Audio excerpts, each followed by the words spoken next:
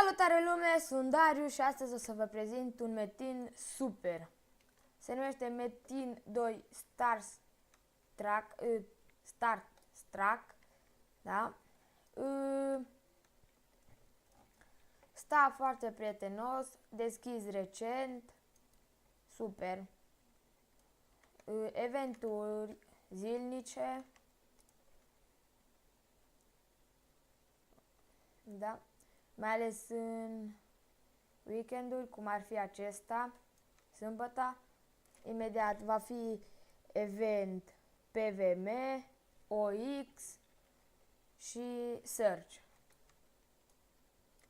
Da, la eventul X știți cum este, se dau și câteodată se dau și premii de participare, acum nu totdeauna.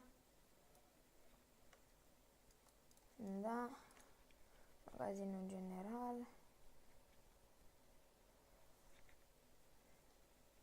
La eventul PVM. Eventul PVM constă în dragoni, boși, metine și cam atât. Să vedem. Dar aici, cum prevărește obiectul, este pentru a nu fi folosit switch-ul și puteți cumpăra 100 de bucăți și dacă cu 5 KK și dacă aveți în inventar, trebuie să le terminați și să le cumpărați iară. Deci e super că nu se poate folosi switch-ul și așa.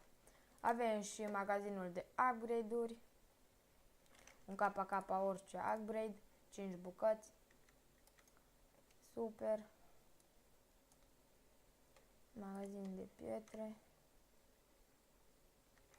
Și la magazinul de diverse avem și bonusuri 6-7. Banii se fac foarte repede. Da, deci cum am spus, serverul este deschis recent de niște băieți super de treabă și sper să ne înmulțim. Deocamdată suntem destul de puțini, dar cu timpul sperăm să ne înmulțim și să vedem. La revedere!